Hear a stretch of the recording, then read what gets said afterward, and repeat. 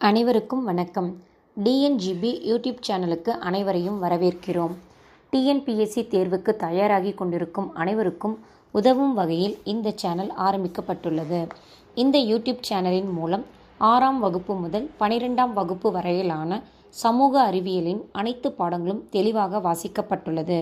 இந்த வீடியோவை சப்ஸ்கிரைப் செய்து ஆடியோவை முழுவதுமாக கேட்டு பயன்பெறுமாறு கேட்டுக்கொள்கிறோம். 6ஆம் வகுப்பு முதல் பருவம் வரலாறு பகுதியில் மொத்தம் 4 பாடங்கள் உள்ளன. முதல் பாடம் வரலாறு பகுதியிலிருந்து முதல் பாடம் வரலாறு என்றால் என்ன? வரலாற்றின் காலம். வரலாற்றின் காலம் ஆண்டுகளில் கணக்கிடப்படுகிறது. இது கிமு கிறிஸ்து பிறப்பதற்கு முன் மற்றும் கிறிஸ்து பிறப்பதற்கு பின் என்று கணக்கிடப்படுகிறது. வரலாறு என்பது கடந்த கால நிகழ்வுகளின் காலவரிசை பதிவு. வரலாறு என்ற சொல் கிரேக்க சொல்லான ஹிஸ்டோரியா என்பதிலிருந்து பெறப்பட்டது. இதன் பொருள் விசாரிப்பதன் மூலம் கற்றல் என்பதாகும். நாணயவியல். நாணயங்கள் பற்றிய படிப்பு நாணயவியல் என்று அழைக்கப்படுகிறது. எழுத்து பொறிப்புகள் பற்றிய படிப்பு கல்வெட்டியல் என்று அழைக்கப்படுகின்றது. வலிமை மிக்க பேரரசர் அசோகர். பண்டைய இந்திய அரசர்களில் பேரும் புகழும் பெற்ற அரசர் அசோகர் ஆவார். இவரது ஆட்சியில்தான் புத்த மதம் ஆசியாவின் பல்வேறு பகுதிகளுக்கு பரவியது.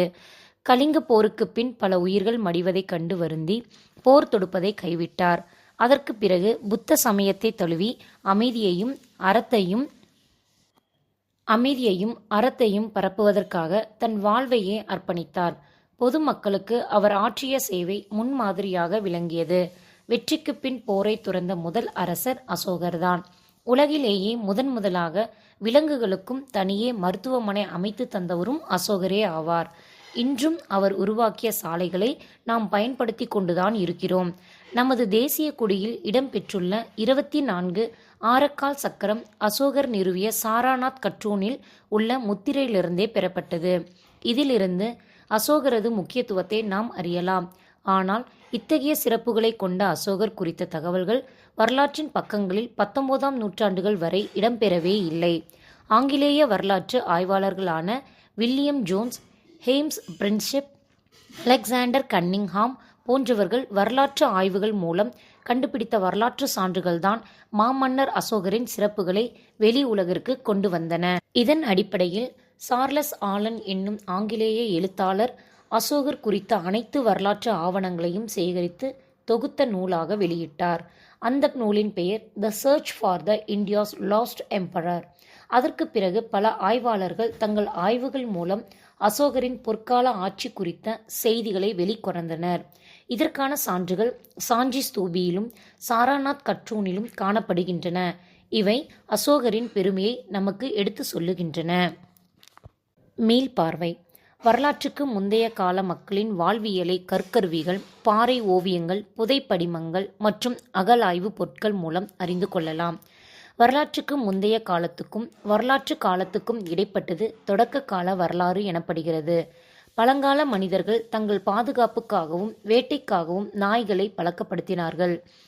பேரரசர் அசோகர் அமைதி, அறம் ஆகியவற்றை பின்பற்றினார்.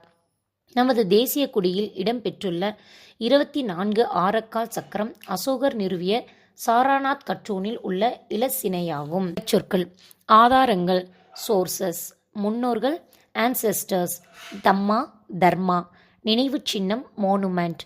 கல்வெட்டு இன்ஸ்கிரிப்ஷன். வரலாற்று ஆசிரியர் ஹிஸ்டோரியன். வரலாறு பாடம் 2 மனிதர்களின் பரிணாம வளர்ச்சி. மனிதர்கள் பரிணாம வளர்ச்சி அடைந்த கதையை தொல்லியல், மானுடவியல் ஆகியவற்றின் உதவியுடன் நாம் அறிவியல் நோக்கில் பயில முடியும். மனித பரிணாம வளர்ச்சியின் நிலைகள். முதல் நிலை ஆஸ்ட்ரோலோபிதிகஸ். மனிதன் மற்றும் குரங்கின் பண்புகளுடன் காணப்பட்டான். நடக்க கற்றுக்கொண்டான். Homo habilis. இறுக பற்றுவதற்கான வசதியாக பெரிய கல் விரல்களை. மனித பரிணாம வளர்ச்சி நிலைகள். முதல் நிலை ஆஸ்ட்ரோலோபிதிகஸ். மனித மற்றும் குரங்கின் பண்புகளுடன் காணப்பட்டான். நடக்க கற்றுக்கொண்டான். Homo habilis. இறுக பற்றுவதற்கு வசதியாக பெரிய கால் விரல்களை பெற்றிருந்தான். முன்பக்கம் நீட்டிக்கொண்டிருந்த தாடை நீட்சி சற்று குறைந்து காணப்பட்டான். கருவிகளை உருவாக்கினான். மூன்றாம் நிலை ஹோமோ எரெக்டஸ். நேராக நிமிர்ந்த மனிதன் நெருப்பின் பயனை அறிந்திருந்தான். 4வது நிலை நியாண்டர்தால். ஆப்பிரிக்கர்களிடம் இருந்து வேறுபட்டவன். கரடு முரடான கருவிகளை கொண்டிருந்தான். வேட்டையாடும் திறனில் பின்தங்கி இருந்தான். இறந்தவர்களை புதைத்தனர். சான்றுகள் ஜெர்மனியில் கிடைக்கப்பெற்றுள்ளன. ஹோமோ சேப்பியன்ஸ் 5ஆம் நிலை. நவீன மனிதன் வேட்டையாடும் மற்றும் உணவு சேகரிக்கும் சமூகமாக வாழ்ந்தான். கரடு முரடான கருவிகளை பயன்படுத்தினான். ஆப்பிரிக்காவில் இருந்து இடம்பெயர்ந்து ஐரோப்பாவிலும் ஆசியாவிலும் குடியேறினான். குரோமேக்னான்ஸ் 6ஆம் நிலை. மனித வாழ்வின் தொடக்கம் கற்கருவிகளுடன் எலும்பாலான கருவிகளையும் பயன்படுத்தினான். குத்து ஈட்டியையும் நெம்புகோல் வகை கருவிகளையும் பயன்படுத்தினான். வரலாற்றுக்கு முந்தைய கால மனிதர்களையும் அவர்கள் பயன்படுத்திய பொருட்களையும் பற்றி படிப்பது தொல்லியல் ஆகும். தொல்லியல் ஆய்விற்கு முக்கிய ஆதாரமாக அகழ்வாராய்ச்சி பொருட்கள் உதவுகின்றன. மானுடவியலாளர்கள் கிழக்கு ஆப்பிரிக்காவில் உள்ள தான்சானியா என்னும் இடத்தில் கிடைத்த சில மனித காலடி தடங்களை உலகின் பார்வைக்கு கொண்டு வந்தார்கள். கல்படுகைகளில் பதிந்திருந்த அந்த தடங்கள் அவரை மண்ணில் புதைந்து கிடந்தன. அவை கதிரியக்க கார்பன் பகுப்பாய்வுக்கு உட்படுத்தப்பட்டன. அதன் மூலம் மானுடவியலாளர்கள் அந்த காலடி தடங்களை 3.5 மில்லியன் ஆண்டுகள் பழமையானவை என்று கண்டறிந்தார்கள். இயற்கையில் ஏதேனும் ஒரு திடீர் மாற்றம் நிகழும் போது உயிரினங்கள் அந்த மாற்றத்திற்கு ஏற்ப தங்களை தகவமைத்து கொண்டு உயிர் பிழைக்கின்றன. இவ்வாறு மனிதர்கள் காலத்திற்கு ஏற்றவாறு பல மில்லியன் ஆண்டுகளாக தங்களை தகவமைத்து கொண்டு பரிணாம வளர்ச்சி அடைந்துள்ளனர். மானுடவியல் என்பது மனிதர்கள் மற்றும் அவர்களின் பரிணாம வளர்ச்சியை பற்றி படிப்பது மானுடவியல் என்று அழைக்கப்படுகிறது. மானுடவியல் என்னும் சொல் 2 கிரேக்க வார்த்தையிலிருந்து பெறப்பட்டது. ஆந்த்ரோபோஸ் என்பதன் பொருள் மனிதன், லோகோஸ் என்பதன் பொருள் எண்ணங்கள் அல்லது காரணம். மானுடவியல் ஆய்வாளர்கள் மனித குலத்தின் வளர்ச்சியையும் நடத்தையையும் ஆராய்ந்து மனிதனின் கலாச்சார மற்றும் சமூக நிகழ்வுகள் பற்றிய முழு விளக்கத்தையும் அடைவதற்கு முயல்கின்றனர். எனவேதான் மானுடவியல் என்பது ஆந்த்ரோபாலஜி என்று அழைக்கப்படுகிறது. குகையில் வாழ கற்றுக்கொண்ட குரோமேக்னான்ஸ் மனிதர்கள் பிரான்சில் உள்ள லாஸ்காஸ் என்னும் இடத்தில் உள்ள குகைகளில் வாழ்ந்ததற்கான தொல்லியல் சான்றுகள் கிடைத்துள்ளன. இவர்களிடம் இறந்தவர்களை புதைக்கும் பழக்கம் இருந்தது. மனித இனம் மாறுதல் அடைந்து ஒரு மேம்பட்ட கட்டத்தை நோக்கி வளர்ச்சி அடைவதே பரிணாமம் ஆகும். தற்கால மனிதன் எப்படி பரிணாம வளர்ச்சி அடைந்தான் என பார்ப்போம். நிமிர்ந்த நிலை மற்றும் 2 கால்களை பயன்படுத்தி நடப்பது. பொருள்களை இறுக பற்றுவதற்கு வசதியாக கட்டை விரலில் ஏற்ற மாற்றங்கள். மூளையின் வளர்ச்சி. கிழக்கு ஆப்பிரிக்காவிலிருந்து இடம்பெயர்ந்த ஹோமோ சேப்பியன்ஸ் உலகின் வெவ்வேறு பகுதிகளில் குடியேறினார்கள். அவர்கள் வாழ்ந்த சூழலுக்கு தக்கபடி அவர்களின் வாழ்க்கை முறை மாறுபட்டது. வாழும் இடத்தின் வானிலை, காலநிலை மற்றும் இயல்பு ஆகியவற்றின் அடிப்படையில் அவர்களின் உடல் அமைப்பும் தோலின் நிறமும் வேறுபட்டன. இதனால் வெவ்வேறு இனங்கள் தோன்றின. ஒவ்வொரு இனமும் வழித்தோன்றல்களை உருவாக்கியது. மக்கள் தொகை அதிகரித்தது. மனிதர்களும் அவர்களது வாழ்விடங்களும். ஆஸ்ட்ரோலோபிதிகஸ் கிழக்கு ஆப்பிரிக்காவில் வாழ்ந்தனர்கள். ஹோமோ ஹேபிலஸ் தென் ஆப்பிரிக்காவில் வசித்தனர். ஹோமோ எரெக்டஸ் ஆப்பிரிக்கா மற்றும் ஆசியா. நியாண்டர்தாஸ் யுரேஷியா, ஐரோப்பா மற்றும் ஆசியா. Cro Magnons France. பீக்கிங் மனிதன் China. Homo sapiens Africa. Heidelberg மனிதன் லண்டன். ஹோமோ சேப்பியன்ஸ் எப்படி வேட்டையிலும் சேகரிப்பிலும் ஈடுபட்டார்கள் என்பதை இனி பார்ப்போம். வேட்டையாடுதலும் உணவை சேகரித்தலும். பல மில்லியன் ஆண்டுகளுக்கு முன்னால் நம் முன்னோர்கள் அலைந்து திரிபவர்களாகவே இருந்தார்கள். அவர்கள் குழுக்களாக மரம், குகை அல்லது மலையடிவாரத்தில் தங்கினார்கள். ஒவ்வொரு குழுவிலும் 30 முதல் 40 பேர் இருந்தார்கள். தங்களின் உணவு தேவையை பூர்த்தி செய்து கொள்ள வேட்டையாட ஆரம்பித்தனர். அவர்கள் உணவை தேடி நகர்ந்து கொண்டே இருந்தார்கள். பன்றி, மான், காட்டெருமை, காண்டாமிருகம், யானை, கரடி போன்ற விலங்குகளை வேட்டையாடினார்கள். புலி போன்ற விலங்குகளால் கொல்லப்பட்ட விலங்குகளின் இறைச்சியையும் அவர்கள் உண்டனர். மீன் பிடிக்கவும் அவர்கள் கற்றுக்கொண்டார்கள். தேன் எடுப்பது, பழம் பறிப்பது, கிழங்குகளை அகழ்ந்தெடுப்பது ஆகியவற்றிலும் ஈடுபட்டார்கள். காடுகளில் இருந்து தானியங்களை சேகரித்தார்கள். ஓரிடத்தில் உணவுப் பொருட்கள் கிடைப்பது நின்றுவிட்டால் அவர்கள் வேறு இடத்திற்கு சென்றார்கள். குளிரிலிருந்து தங்களை பாதுகாத்து கொள்ள பதப்படுத்தப்பட்ட விலங்குகளின் தோல்கள், மரப்பட்டைகள், இலைகள் ஆகியவற்றை அவர்கள் ஆடைகளாக அணிந்தார்கள். வேட்டை முறைகள் பற்றி கூறுகிறேன். கற்கருவிகளும் ஆயுதங்களும். ஆதிகாலத்தில் வேட்டையாடுவதுதான் மனிதர்களின் முதன்மையான தொழில். ஒரு குச்சி அல்லது கல்லால் ஒரு பெரிய விலங்கை கொல்லுவது அவர்களுக்கு கடினமாக இருந்தது. எனவே கூர்மையான ஆயுதங்களை பயன்படுத்த முடிவெடுத்தார்கள். வேட்டையாடும் முறைகள். குழுவாக சென்று வேட்டையாடுதல். குழி தோண்டி அதில் விலங்குகளை சிக்க வைத்து வேட்டையாடுதல். வேட்டையாடுதலில் கல்லினை செதுக்கும் கலை. ஒரு கல்லினை அடியில் வைத்து கூர்மையான மற்றொரு கல்லினால் அதனை தட்டி செதுக்குதல். ஒரு கற்கருவியை உருவாக்க 2 கற்கள் எடுத்துக்கொள்ளப்பட்டன. ஒரு கல்லில் உள்ள சீரற்ற பகுதிகளை நீக்கவும் அதை கூர்மையான கருவியாக்கவும் இன்னொரு கல் சுத்தியல் போல பயன்படுத்தப்பட்டது. ஆயுதங்கள் செய்ய சிக்கிமுக்கி கல் மிகவும் ஏற்றதாக இருந்தது. அதன் வலிமையும் தாங்கும் திறனுமே இதற்கு காரணம். சிக்கிமுக்கி கற்களை தேடுவதில் பல மணி நேரங்களை அவர்கள் செலவழித்தார்கள். கற்களின் துணை கொண்டு கூர்மையான ஆயுதங்களை செய்ததுடன் அவற்றை பிடிப்பதற்கு வசதியாக மர கைப்பிடிகளையும் பொருத்தினார்கள். பெரிய கற்களை கொண்டு கோடாரிகளையும் உருவாக்கினார்கள். கற்கருவிகளும் ஆயுதங்களும். முன்னோர்கள் கோடாரிகளை மரம் வெட்டவும், மரக்கிளைகளை நீக்கவும், குழி தோண்டவும், விலங்குகளை வேட்டையாடவும், விலங்குகளின் தோலை உரிக்கவும் பயன்படுத்தினார்கள். அவர்கள் நெருப்பின் பயன்பாட்டையும் கண்டறிந்தார்கள். தொடக்கத்தில் மனிதர்கள் நெருப்பையும் மின்னலையும் கண்டு பயந்தார்கள். மின்னலால் தோன்றிய நெருப்பில் சிக்கி காட்டு விலங்குகள் இறந்திருக்கலாம். அவர்கள் அந்த விலங்குகளின் இறைச்சியை உண்டபோது அது மென்மையாகவும் சுவையாகவும் இருந்திருக்கும். இந்த நிகழ்வு அவர்களை நெருப்பை பற்றி கூடுதலாக அறிந்து கொள்ள தூண்டியது. மனிதர்கள் நெருப்பை உருவாக்க சிக்கிமுக்கி கல்லை பயன்படுத்தினார்கள்.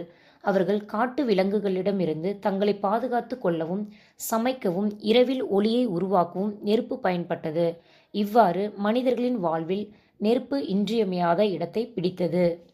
தீப்பெட்டியை பயன்படுத்தாமல் நெருப்பை உருவாக்கும் பழக்கம் நீலகிரி மாவட்டத்தில் உள்ள சில கிராமங்களில் இன்றைக்கும் உள்ளது.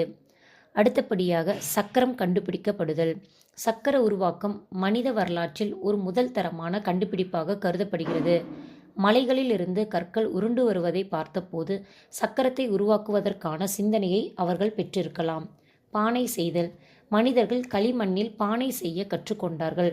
சக்கரம் கண்டுபிடிக்கப்பட்ட பிறகு பானை செய்வது எளிதாகின. அவர்கள் பானையை நெருப்பில் சுட்டு அதற்கு உறுதியை கொடுத்தார்கள். பானைகள் மீது பல்வேறு வண்ணங்கள் பூசப்பட்டு அழகூட்டப்பட்டன. வண்ண சாயங்கள் தாவரங்களின் வேர்கள், இலைகள், மரப்பட்டைகள் ஆகியவற்றின் சாற்றிலிருந்து தயாரிக்கப்பட்டன. வரலாற்றுக்கு முந்தைய காலத்தில் மனிதர்கள் குகைகளில் வசித்தார்கள். அவர்கள் அன்றாட நிகழ்வுகளை ஓவியங்களில் சித்தரித்தார்கள். பெரும்பாலும் விலங்குகளின் ஓவியங்களே வரையப்பட்டன.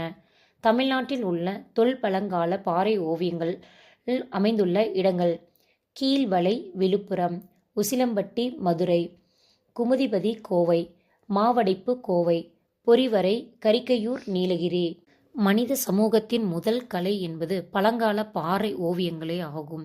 மொழி தோன்றுவதற்கு முன்னால் மனிதர்கள் தங்களினுடைய எண்ணங்களை ஒலியாகவும் அசைவுகளாகவே தெரிவுபடுத்தி கொண்டார்கள். பழங்கால பாறை ஓவியங்கள். இந்தியாவில் உள்ள பல பாறைகளிலும் குகைகளிலும் நாம் ஓவியங்களை காண முடியும். பாறை ஓவியங்கள் கடந்த காலம் குறித்த சில செய்திகளை தெரிவிக்கின்றன. 750 குகைகளில் ஏறத்தாழ 500 குகைகளில் பாறை ஓவியங்கள் காணப்படுகின்றன. இன்னும் கண்டறியப்படாத பல குகைகள் உள்ளன.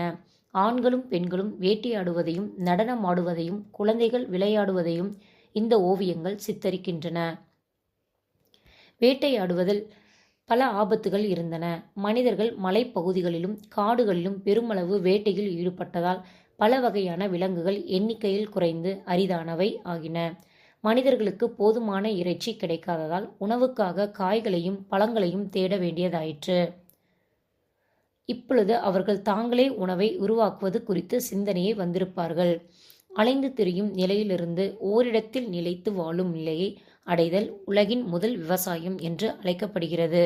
ஆதிகால மனிதர்கள் தாங்கள் தின்ற பழங்களின் விதைகளும் கொட்டைகளும் மண்ணில் வீசப்பட்டன. சில நாட்களுக்கு பிறகு அந்த விதைகள் முளைவிட்டன. அவற்றிலிருந்து செடி வளர்வதை அவர்கள் தற்செயலாக கண்டார்கள். அனுபவத்தாலும் காரண காரியம் குறித்த அறிவாலும் அவர்கள் பயிர் வளர்ப்பு தொடர்பான அறிவை பெற்றார்கள். ஒற்றை விதையிலிருந்து முளைக்கும் செடி வளர்ந்து பல மடங்குகள் காய்களையும் கனிகளையும் வழங்கும் என்பதை அவர்கள் புரிந்து கொண்டார்கள். ஆற்றங்கரை நிலங்களில் விழுந்த விதைகள் எளிதாக முளைவிட்டதையும் மனிதர்கள் கண்டார்கள். நீர் நிறைந்த பகுதிகளில் செடிகள் விரைவாக வளரும் என்பதை அவர்களுக்கு புரிந்தது. வண்டல் மண்ணுக்கு உரிய நிலம் மற்ற பகுதிகளை விட செடி வளர்வதற்கு ஏற்றதாக இருந்ததை கண்டார்கள். மனிதர்கள் விதைகளையும் கொட்டைகளையும் சேகரித்து மண்ணில் விதைத்தனர். அவை இளங்கன்றாகவும் செடியாகவும் மரமாகவும் வளர்வதை அவர்கள் கண்டனர். முறையாக விதைப்பதன் மூலம் அதிக அளவு உற்பத்தியை பெற முடியும் என்பதும் அவர்களுக்கு புரிந்தது. இதன் மூலம் விவசாயம் என்பது செயல்பாட்டுக்கு வந்தது. அவர்கள் விலங்குகளை பழக்கி அவற்றுக்கு உணவு கொடுத்து வளர்த்து அவற்றையும் விவசாயத்தில் ஈடுபடுத்தினார்கள். விலங்குகளை வளர்ப்பது மனிதர்களின் வாழ்வில் முக்கியமான பகுதியானது. எருதுகள் உழுவதற்கு பயன்படுத்தப்பட்டன. எருதுகள் விவசாய வேலைகளை எளிதாக்கின. வேட்டையாடி வாழ்க்கையை நடத்தியதை விட இந்த வாழ்க்கை எளிதாக இருந்தது. விவசாயம் அவர்களை ஒரு குறிப்பிட்ட இடத்தில் குடியேறும்படி செய்தது. நிலைத்து வாழும் வாழ்க்கை முறையால் சமைப்பதற்கும் சேமித்து வைப்பதற்கும் கொள்கலன்கள் தேவைப்பட்டன. பானை செய்யும் சக்கரமும் நெருப்பும் இந்த பிரச்சினைக்கு தீர்வை வழங்கின. கலப்பை கண்டுபிடிக்கப்பட்டதால் விவசாயம் இன்னும் எளிதானது. மனிதர்கள் நிலத்தில் இருந்த தேவையற்ற பதர்களை அகற்றி அவற்றை எரித்து நிலத்தை தயார்படுத்தியதுடன் விவசாய பணி தொடங்கியது. அவர்கள் நிலத்தை உழுது விதைத்து பயிர் வளர்த்து அறுவடை செய்தார்கள். அந்த நிலத்தில் மண்வளம் குன்றிவிட்டால் அவர்கள் வேறொரு பகுதிக்கு இடம் பெயர்ந்தார்கள். தொடக்கத்தில் விவசாயம் மனிதர்களின் உடனடி உணவு தேவையை நிறைவேற்றுவதற்காக மேற்கொள்ளப்பட்டது. உற்பத்தி அதிகரித்த போது அவர்கள் தங்களது எதிர்கால தேவைக்காக விளைபொருள்களை சேமித்து வைக்க தொடங்கினார்கள். இவ்வாறு சேமிக்கப்பட்ட பொருட்கள் உற்பத்தி குறைந்த காலத்தில் அவர்களுக்கு உதவின. அவர்கள் தங்கள் அனுபவத்தால் ஆற்றுக்கு அருகில் உள்ள நிலம் விவசாயத்துக்கும் கால்நடை வளர்ப்புக்கும் பயனுள்ளதாக இருக்கும் என்பதை புரிந்து கொண்டார்கள். எனவே மனிதர்கள் ஆற்றங்கரைகளிலேயே நிலையாக தங்க முடிவெடுத்தார்கள். மனிதர்கள் வேட்டையாடுவதை எளிதாக்குவதற்கு பல வழிகளை சிந்தித்தார்கள். பிற விலங்குகளை மோப்பம் பிடிக்கும் ஆற்றலை நாய்கள் பெற்றிருப்பதையும் விலங்குகளை தங்கள் எல்லைக்குள் அனுமதிக்காமல் துரத்துவதையும் அவர்கள் கண்டறிந்தார்கள். எனவே தாங்கள் வேட்டையாடும் போது நாய் உதவியாக இருக்க முடியும் என்பதையும் மனிதர்கள் உணர்ந்தார்கள். இதன் மூலம் நாய் மனிதர்களால் பழக்கப்படுத்தப்பட்ட முதல் விலங்கு ஆனது. நாயுடன் கோழி, ஆடு, பசு போன்றவற்றையும் அவர்கள் வளர்க்க ஆரம்பித்தார்கள். மனிதர்கள் நெடுங்காலமாக சமவெளிகளில் தங்கினார்கள். இந்த காலகட்டத்தில் அவர்கள் விவசாயத்தை கற்றுக்கொண்டதுடன் கைவினை கலைஞர்களுக்கான திறன்களையும் வளர்த்து கொண்டார்கள். ஓரிடத்தில் குடியேறி நிரந்தரமாக தங்கும் வாழ்க்கை முறை உற்பத்தியை பெருக்கியது. இப்போது அவர்களிடம் தேவையை விட அதிகமான அளவில் தானியங்கள் இருந்தன. அவர்கள் கூடுதல் தானியங்களை பிற குழுக்களிடம் பரிமாற்றம் செய்து தங்களுக்கு தேவையானவற்றை பெற்றுக்கொண்டார்கள். இது பண்டமாற்று முறை என்று அழைக்கப்படுகிறது. இவ்வாறு வணிகமும் வர்த்தகமும் வளர்ந்து நகரங்களும் பெருநகரங்களும் தோன்றின. இரண்டாம் பாடத்தின் மீள்பார்வை. மனித இனம் மாற்றங்களை அடைந்து ஒரு மேம்பட்ட நிலையை நோக்கி வளர்ச்சி பெறும் வழிமுறையை பரிணாமம் என்கிறோம். ஹோமோசேபியன்ஸ் ஆப்பிரிக்காவுக்கு வெளியே இடம்பெயர்ந்து உலகின் பல்வேறு பகுதிகளில் குடியேறினார்கள். மனிதர்கள் சிக்கிமுக்கி கற்களின் துணையுடன் கூர்மையான ஆயுதங்களையும் பிற கருவிகளையும் உருவாக்கினார்கள். வேட்டையாடும் விலங்குகளிலிருந்து தங்களை பாதுகாப்பதற்கும் உணவை சமைப்பதற்கும் இரவில் இருட்டை போக்குவதற்கும் மனிதர்கள் நெருப்பை பயன்படுத்தினார்கள். சக்கரத்தை மனிதன் உருவாக்கிய நிகழ்வு ஒரு முன்னோடியான கண்டுபிடிப்பாக கருதப்படுகிறது. பானை செய்வதை சக்கரம் எளிதாக்கியது. தொடக்க கால மனிதர்களின் வாழ்க்கை முறையை பற்றி அறிந்து கொள்ள பாறை ஓவியங்கள் உதவுகின்றன. கலை சொற்கள்: கால இயந்திரம், டைம் மிஷின். பரிணாம வளர்ச்சி, எவால்யூஷன். இரை பிடித்துண்ணி, பிரிடேட்டர். காலடி சுவடு, ஃபுட் பிரிண்ட்ஸ். பதப்படுத்தப்பட்ட விலங்கின் தோல், ஹைட்ஸ். 1 million, million. 1 மில்லியன் என்பது 10 லட்சம் ஆகும். நாடோடி, நோமேட். பண்டமாற்று முறை, பார்ட்டர். இரை, பிரே. 6ஆம் வகுப்பு சமூக அறிவியல் பாடம் 3, சிந்துவெளி நாகரிகம். அவர் கிழக்குகளாக வாழ்ந்தார்கள். அக்குழுக்களில் இருந்து சமுதாயங்கள் உருவாகின. பின் அவை சமூகங்களாக வளர்ந்து காலப்போக்கில் நாகரிகங்களாயின. மக்கள் ஏன் நதிக்கரையில் குடியேறினர்? மனிதர்கள் தங்கள் குடியேற்றங்களாக நதிக்கரைகளை கீழ்க்கண்ட காரணங்களுக்காக தேர்ந்தெடுத்தார்கள். வளமான மண், ஆறுகளில் பாயும் நன்னீர் குடிப்பதற்கும் கால்நடைகளின் தேவைகளுக்கும் நீர்ப்பாசனத்திற்கும் பயன்பட்டன. போக்குவரத்துக்கு ஏற்ற வழிகளாக இருந்தன. ஹரப்பா நகரத்தின் இடிபாடுகளை முதலில் சார்லஸ் மேசன் என்ற ஆங்கிலேயர் தமது நூலில் விவரித்தார். அவர் கிழக்கிந்திய கம்பெனியில் பணிபுரிந்த படைவீரரும் ஆராய்ச்சியாளரும் ஆவார். அவர் தற்போது பாகிஸ்தானில் உள்ள இந்தியாவின் வடமேற்கு பகுதியை பார்வையிட்ட போது சில செங்கல் திட்டுகள் இருப்பதை கண்டார். அந்த பாழடைந்த செங்கற்கோட்டை உயரமான சுவர்களுடன் கோபுரங்களுடனும் ஒரு மலை மீது கட்டப்பட்டு உள்ளது என குறிப்பிட்டார். இதுதான் ஹரப்பா இருந்ததற்கான முதல் வரலாற்று சான்று ஆகும். கிபி 1856 பொறியாளர்கள் லாகூரில் இருந்து கராச்சிக்கு ரயில் பாதை அமைக்கும் பொருட்டு நிலத்தை தோண்டிய பொழுது அதிகமான சுட்ட செங்கற்கள் கண்டறியப்பட்டன. அவர்கள் அவற்றின் முக்கியத்துவத்தை உணராமல் அவற்றை ரயில் பாதைக்கு இடையில் போடப்படும் கற்களுக்கு பதிலாக பயன்படுத்தினார்கள். கிபி 1920 தொல்பொருள் ஆய்வாளர்கள் ஹரப்பா மற்றும் மொகஞ்சதாரோ நகரங்களை அகழாய்வு செய்ய ஆரம்பித்தனர். அப்பொழுது நீண்ட நாள் மறைந்து கிடந்த நகரத்தின் எஞ்சிய பகுதிகளை உலகின் பார்வைக்கு கொண்டு வந்தார்கள். 1924 இந்திய தொல்பொருள் ஆய்வுத்துறையின் இயக்குனர் ஜான் மார்ஷல் ஹரப்பாவிற்கும் மொகஞ்சதாரோவுக்கும் இடையே பொதுவான அம்சங்கள் இருப்பதை கண்டறிந்தார். அவை இரண்டுமே ஒரு பெரிய நகரத்தை சார்ந்த வெவ்வேறு பகுதிகள் என்ற முடிவுக்கு வந்தார். ஹரப்பாவிலும் மொகஞ்சதாரோவிலும் கண்டுபிடிக்கப்பட்டுள்ள மண் பாண்டங்களுக்கிடையே சிறிய அளவு வேறுபாடு இருப்பதை ஆராய்ச்சியாளர்கள் கண்டறிந்தனர். எனவே ஹரப்பா நாகரிகம் மொகஞ்சதாரோவை விட பழமையானது என முடிவுக்கு வருகின்றனர். கால வரையறை. புவி எல்லை தெற்கு ஆசியா. காலப்பகுதி வெண்கல காலம். காலம் கிமு 3300 1900 வரை. கதிரியக்க கார்பன் வயது கணிப்பு முறை மூலம் முடிவு செய்யப்பட்டது. பரப்பு 13 லட்சம் சதுர கிலோமீட்டர். நகரங்கள் 6 பெரிய நகரங்கள். கிராமங்கள் 200க்கும் மேற்பட்டவை. தகவல் பேழை. நாகரிகம் என்ற சொல் பண்டைய லத்தீன் மொழி சொல்லான சிவிஸ் என்பதிலிருந்து வந்தது. இதன் பொருள் நகரம் ஆகும். தொல்லியலாளர்கள் எவ்வாறு புதையுண்ட நகரத்தை கண்டுபிடிக்கிறார்கள்? அகழ்வாராய்ச்சியாளர்கள் செங்கற்கள், கற்கள், உடைந்த பானை ஓடுகள் போன்றவற்றை ஆராய்ந்து அவை பயன்படுத்தப்பட்ட காலத்தை அறிந்து கொள்கிறார்கள். பண்டைய இலக்கிய ஆதாரங்களை பயன்படுத்துகின்றனர். வான்வெளி புகைப்படங்கள் மூலம் புதையுண்ட நகரங்கள் மற்றும் இடங்களின் மேற்பரப்பை கண்டறிந்து கொள்கிறார்கள். நிலத்தடியை ஆய்வு செய்ய காந்தப்புல வருடியை பயன்படுத்துகின்றனர். Magnetic scanner. எஞ்சிய தொல்பொருட்கள் புதையுண்டு இருக்கின்றனவா இல்லையா என்பதை ரேடார் கருவி மூலம் அறிய முடியும். தொலை நுண்ணுணர்வு முறை. இந்திய தொல்லியல் துறை ASI archaeological survey of India 1861 Alexander Cunningham என்ற நில அளவையாளர் உதவியுடன் நிறுவப்பட்டது. இதன் தலைமையகம் புது தில்லியில் உள்ளது. அடுத்த தகவல் பேழை. வெண்கல காலம் என்பது மக்கள் வெண்கலத்தாலான பொருட்களை பயன்படுத்திய காலம் ஆகும். இந்திய எல்லைகளில் கண்டுபிடிக்கப்பட்ட இடங்கள். தொல்பொருள் ஆய்வாளர்கள் இந்திய எல்லைகளில் ஹரப்பா நாகரிகம் இருந்த இடங்களை கண்டுபிடித்து உள்ளனர். ஹரப்பா நாகரிகம் இருந்த இந்திய இடங்கள் மந்தா, ராகிகர்கி, ஹரப்பா, மிட்டதாய், காலிபங்கல், கன்வேரிவாலா, மொகஞ்சதாரோ, அம்ரி, கோட்டிஜி, தோலவிரா, லோத்தல் ஆகிய இடங்களில் ஹரப்பா நாகரிகங்கள் இருந்தன. நகர நாகரிகம். ஹரப்பா நாகரிகம் ஒரு நகர நாகரிகம் எனலாம்.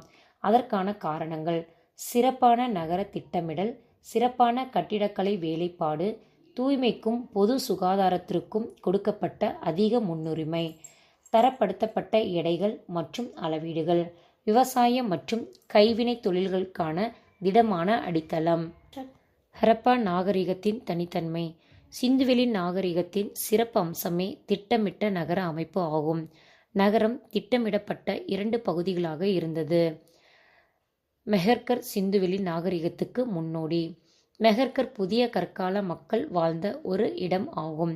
இது பாகிஸ்தான் நாட்டில் பலுச்சிஸ்தான் மாநிலத்தில் போலன் ஆற்று பள்ளத்தாக்கில் அமைந்துள்ளது. இது தொடக்க கால மனிதர்கள் வாழ்ந்ததாக கண்டறியப்பட்ட இடங்களில் ஒன்று. மக்கள் வேளாண்மையிலும் கால்நடை வளர்ப்பிலும் ஈடுபட்டதற்கான சான்று இங்கு கிடைத்துள்ளது. கிமு 7000 ஒட்டிய காலத்தியே மெஹர்கரில் நகரத்துக்கு முந்தைய வாழ்க்கை நிலவியதற்கான தொல்லியல் சான்றுகள் கண்டுபிடிக்கப்பட்டுள்ளன. ஹரப்பா நாகரிகத்தின் தெருக்களும் வீடுகளும். தெருக்கள் சட்டக வடிவமைப்பை கொண்டிருந்தன. தெருக்கள் நேராக அமைக்கப்பட்டு இருந்தன. அவை வடக்கு தெற்காகவும் கிழக்கு மேற்காகவும் சென்றன. ஒன்றை ஒன்று செங்கோணத்தில் வெட்டி கொள்ளும் படியும் இருந்தன. சாலைகள் அகலமாகவும் வளைவான முனைகளை கொண்டதாகவும் இருந்தன. வீடுகள் தெருக்களின் இரு ஓரங்களிலும் சீராக அமைக்கப்பட்டு இருந்தன. வீடுகள் 1 அல்லது 2 மாடி அடுக்குகளை உடையனவாக காணப்படுகின்றன. பெரும்பாலான வீடுகள் பல அறைகளையும் ஒரு முற்றத்தையும் ஒரு கிணற்றையும் கொண்டிருந்தன. ஒவ்வொரு வீட்டிலும் கழிவறையும் குளியலறையும் இருந்திருக்கின்றன. வீடுகள் சுட்ட செங்கற்களாலும் சுண்ணாம்பு கலவையாலும் கட்டப்பட்டு இருந்தன. சூரிய வெப்பத்தில் உலர வைக்கப்பட்ட செங்கற்களும் பயன்படுத்தப்பட்டன. பெரும்பாலான செங்கற்கள் சீரான அளவுகள் உடையதாகவே இருந்தன. கூரைகள் சமதளமாக இருந்தன. அரண்மனைகளோ வழிபாட்டு தலங்களோ இருந்ததை தீர்மானிக்கக்கூடிய சான்றுகள் எதுவும் கிடைக்கவில்லை. கழிவுநீர் அமைப்பு. ஏறத்தாழ எல்லா நகரங்களிலும் மூடப்பட்ட கழிவுநீர் வடிகால் அமைப்பு இருந்தது. வடிகால்கள் செங்கற்களை கொண்டும் கல் தட்டைகளை கொண்டும் மூடப்பட்டு இருந்தன. வடிகால் கழிவு நீர் தேங்காமல் செல்ல வசதியாக லேசான மென் சரிவை கொண்டிருந்தது. கழிவு பொருட்களை அப்புறப்படுத்துவதற்கான துளைகளும் சரியான இடைவெளியில் அமைக்கப்பட்டு இருந்தன. வீட்டிலிருந்து கழிவு நீர் பல தெருக்களின் கீழ் அமைக்கப்பட்டிருந்த குழாய்கள் மூலமாக முக்கிய வடிகால்களை சென்றடையுமாறு அமைக்கப்பட்டு இருந்தது. ஒவ்வொரு வீட்டிலும் திடக்கழிவுகளை தேக்குவதற்கான குழிகள் இருந்தன. அவை திடக்கழிவுகளை தேக்கி கழிவு நீரை மட்டும் வெளியேற்றின. பெருங்குளம் மொகஞ்சதாரோ. இந்த பெருங்குளமானது நன்கு அகன்று செவ்வக வடிவத்தில் அமைந்திருந்த நீர்த்தேக்கம் ஆகும். இது நகரின் நடுவில் அமைக்கப்பட்டு உள்ளது. நீர் கசியாத கட்டுமானத்துக்கான மிக பழமையான சான்று செங்கற்களால் கட்டப்பட்டு நீர் கசியாமல் இருப்பதற்காக சுவரிலும் தளத்திலும் பல அடுக்குகள் இயற்கை தார் கொண்டு பூசப்பட்டு இருந்தன. வடபுறத்திலிருந்தும் தென்புறத்திலிருந்தும் குளத்திற்கு செல்ல படிக்கட்டுகள் அமைக்கப்பட்டு உள்ளன. குளத்தின் பக்கவாட்டில் 3 புறமும் அறைகள் உள்ளன. அருகில் இருந்த கிணற்றில் இருந்து நீர் இறைக்கப்பட்டு பெருங்குளத்தில் விடப்பட்டது. உபயோகப்படுத்தப்பட்ட நீர் வெளியேறவும் வகை செய்யப்பட்டு இருந்தது. தானிய களஞ்சியம். ஹரப்பா தானிய களஞ்சியம் செங்கற்களால் அடித்தளமிடப்பட்ட பெரிய உறுதியான கட்டட அமைப்பு ஆகும். இவை தானியங்களை சேகரித்து வைப்பதற்காக பயன்படுத்தப்பட்டன. தள வெடிப்புகளில் கோதுமை, பார்லி, தினை வகைகள், எள் மற்றும் பருப்பு வகைகளின் மிச்சங்கள் சிதறி காணப்பட்டன. மாபெரும் கட்டடங்கள். மொகஞ்சதராவில் இருந்து இன்னொரு மிக பெரும் பொது கட்டடம் கூட்ட அரங்கு ஆகும். இது 20 தூண்கள் 4 வரிசைகளை கொண்டு பரந்து விரிந்த கூடம் ஆகும். ஹரப்பா மக்கள் பெரும் வணிகர்களாக இருந்தனர். தரப்படுத்தப்பட்ட எடைகள் மற்றும் அளவைகள் அவர்களால் பயன்படுத்தப்பட்டன. பொருட்களின் நீளத்தை அளவிட அளவுகள் குறிக்கப்பட்ட குச்சிகளை பயன்படுத்தினர். அவர்கள் சக்கர வண்டிகளை பயன்படுத்தினர். ஆரக்கால் இல்லாத திடமான சக்கரங்களை பயன்படுத்தினர். மெசபடோமியாவுடன் விரிவான கடல் வணிகம் நடைபெற்றிருக்கிறது. சிந்துவெளி முத்திரைகள் தற்கால ஈராக், குவைத் மற்றும் சிரியா ஆகிய பகுதிகளை குறிக்கும். பண்டைய மெசபடோமியாவில் உள்ள சுமேர் பகுதிகளில் கிடைத்துள்ளமை இதை உறுதிப்படுத்துகிறது. சுமேரியாவின் அக்காடியா பேரரசிற்கு உட்பட்ட அரசன் நாரம் சின் என்பவர் சிந்துவெளி பகுதியில் உள்ள மெலுக்கா என்னும் இடத்தில் இருந்து அணிகலன் வாங்கியதாக நாரம்சின் குறித்த காவியத்தில் கூறப்பட்டுள்ளது. போக்குவரத்திற்கு காளைகளை பயன்படுத்தினர். பாரசீக வளைகுடா மற்றும் மெசபடோமியாவில் கண்டுபிடிக்கப்பட்டதைப் போன்று உருளை வடிவ முத்திரைகள் சிந்துவெளி பகுதிகளிலும் காணப்படுகின்றன. இது இந்த இரு பகுதிகளுக்கும் இடையில் வணிகம் நடைபெற்றதை காட்டுகிறது. செங்கற்களால் கட்டப்பட்ட சுவர்களை கொண்ட தானிய களஞ்சியம் ஒன்று ஹரியானா மாநிலத்தில் உள்ள ராகி கர்கியில் கண்டுபிடிக்கப்பட்டுள்ளது. இது முதிர்ச்சியடைந்த ஹரப்பா காலத்தை சார்ந்தது.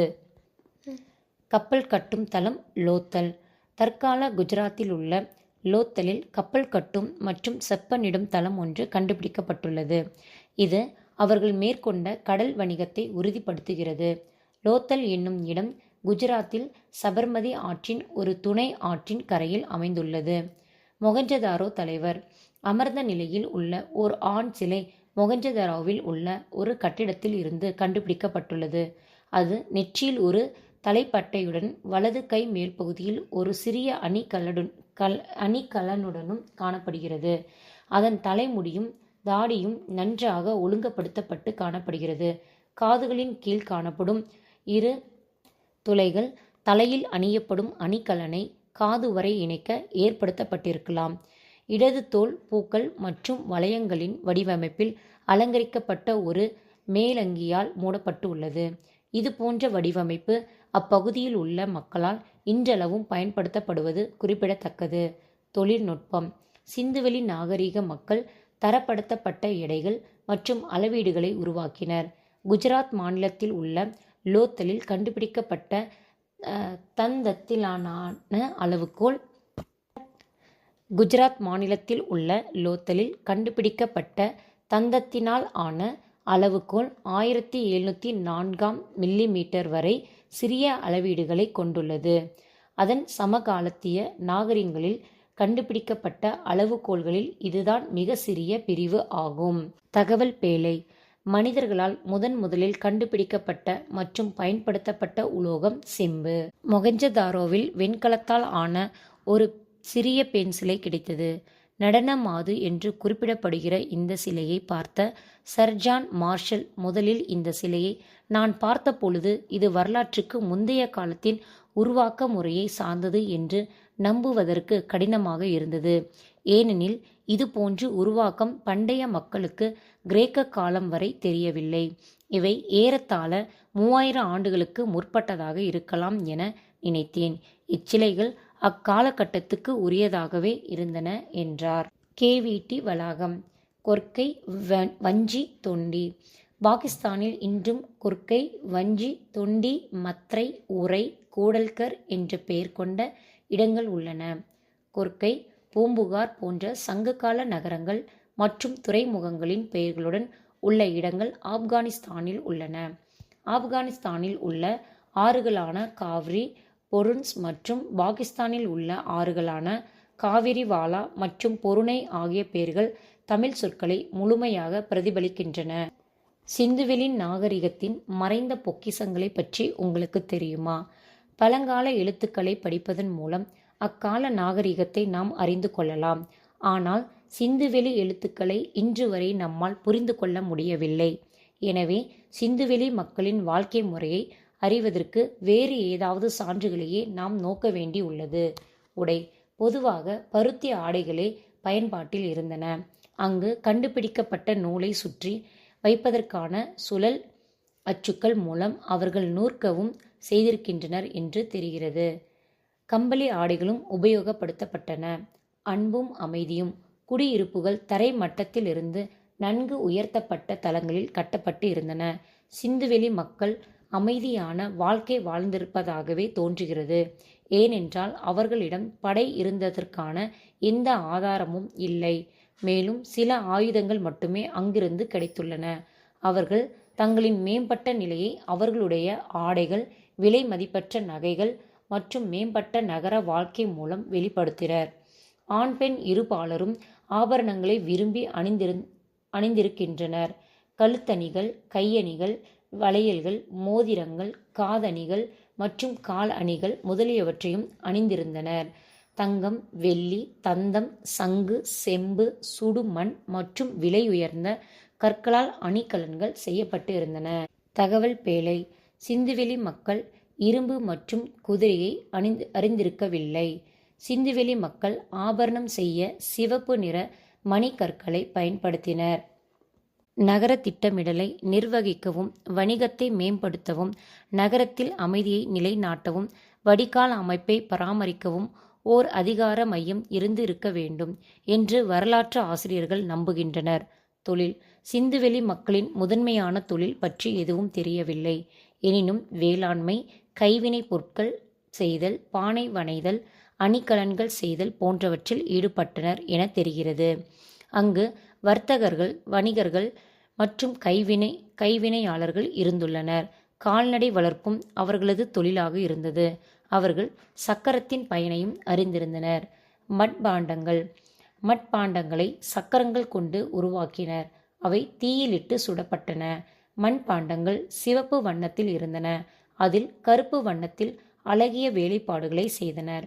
அங்கு கிடைத்த உடைந்த பானை துண்டுகள் விலங்குகளின் உருவகங்களுடன் வடிவியல் வடிவமைப்புகளுடனும் காணப்படுகின்றன.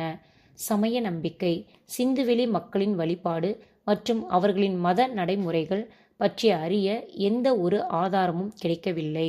அங்கு கிடைக்கப்பெற்ற பெண் சிலைகள் மூலம் சிந்துவெளி மக்களிடையே தாய் தெய்வ வழிபாடு இருந்திருக்கலாம் என தெரிகிறது. கலைத்திறன், பொம்மை வண்டிகள், தலையையும் கால்களையும் அசையக்கூடிய பசும் பொம்மைகள், களிமண் பந்துகள், சிறிய பொம்மைகள், சிறிய களிமண் குரங்கு, சுடுமண் பொம்மைகள், கொட்டைகளை கொறிக்கும் அணில் பொம்மைகள், மண்ணால் ஆன நாய்கள், நடனமாடும் ஆண் பொம்மை போன்றவையும் கிடைத்துள்ளன. சுடுமண்ணால் செய்யப்பட்ட பல்வேறு வகையான பொம்மைகள் மக்களின் விளையாட்டு மற்றும் பொழுதுபோக்கு ஆர்வத்தை காட்டுகின்றன. ஹரப்பா நாகரிகத்திற்கு நடந்தது என்ன? கிமு 1900 ஆண்டில் ஹரப்பா நாகரிகம் சரிய தொடங்கியது. அதற்கு கீழ்கண்டவை காரணங்களாக அமைந்திருக்கலாம். ஆற்றின் கரையில் உள்ள அதன் நகரங்களில் அடிக்கடி ஏற்பட்ட வெள்ளப்பெருக்கு, சுற்றுச்சூழல் மாற்றம், படையெடுப்பு, இயற்கை சீற்றங்கள், காலநிலை மாற்றம், காடுகள் அழிதல், தொற்று நோய் தாக்குதல். சிந்துவெளி நாகரிகம். பொதுவான உண்மைகள். உலகின் மிக பழமையான நாகரிகங்களில் ஒன்று. பழமையான 4 நாகரிகங்களில் பெரிய பரப்பளவு கொண்டது. உலகின் முதல் திட்டமிடப்பட்ட நகரங்கள். மேம்பட்ட சுகாதாரம் மற்றும் வடிகால் அமைப்பு. சுத்தம் மற்றும் சுகாதாரம் பற்றிய உணர்வு மேலோங்கி இருந்தது. மொஹெஞ்சதாரோவில் தொல்பொருள் ஆராய்ச்சி நடைபெறும் இடம் உலக பாரம்பரிய தலமாக யுனெஸ்கோ அமைப்பால் தேர்ந்தெடுக்கப்பட்டுள்ளது. முதல் எழுத்து வடிவம் சுமேரியர்களால் உருவாக்கப்பட்டது. கதிரியக்க கார்பன் வயது கணிப்பு முறை தொல்லியல் ஆய்வாளர்களுக்கான தரப்படுத்தப்பட்ட முறை என்று அழைக்கப்படுகிறது. கார்பனின் கதிரியக்க ஐசோடோப் ஆன கார்பன் 14 பயன்படுத்தி ஒரு பொருளின் வயதை அறியும் முறை கதிரியக்க கார்பன் முறை அல்லது கார்பன் 14C14 முறை என்று அழைக்கப்படுகிறது. மேல் பார்வை. எப்பொழுது மனிதன் நிலையாக வாழ ஆரம்பித்தானோ அதுவே நாகரிகத்தின் தொடக்கமாக குறிக்கப்பட்டது. நாகரிகம் வளர ஆற்றங்கரைகள் முக்கிய பங்கு வகித்தன. ஹரப்பா நாகரிகம் ஒரு நகர நாகரிகம் ஆகும். நன்கு திட்டமிடப்பட்ட நகரங்களும் சரியான கோணங்களில் ஒன்றை ஒன்று வெட்டுகின்ற அகலமான சாலைகளும் மூடப்பட்ட வடிகால் வசதிகளும் இருந்தன. மக்களிடையே வியக்கத்தக்க பொறியியல் திறனும் இருந்திருக்கிறது. மொஹெஞ்சதாரோவில் காணப்படுகின்ற பெருங்குளமே உலகின் முதலில் கட்டப்பட்ட பொது குளம் ஆகும். நாகரிகத்தின் பரப்பளவு. மேற்கில் பலுசிஸ்தானின் மக்ரான் கடற்கரை வரை, கிழக்கில் காகர் ஹாக்ரா நதி பள்ளத்தாக்கு வரை, வடகிழக்கில் ஆப்கானிஸ்தான், தெற்கில் மகாராஷ்டிரா வரை பரவியிருந்தது. உலகம் அந்நாளில். கிசா பிரமிடு 2500 குஃபு மன்னனால் சுண்ணாம்பு கல்லால் கட்டப்பட்டது. ஹுர்ஜிகுராட் மெசபடோமியா சுமேரியர் காலகட்டத்தில் ஒரு நமோ என்ற அரசனால் சின் என்ற சந்திர கடவுளுக்கு கட்டப்பட்டது.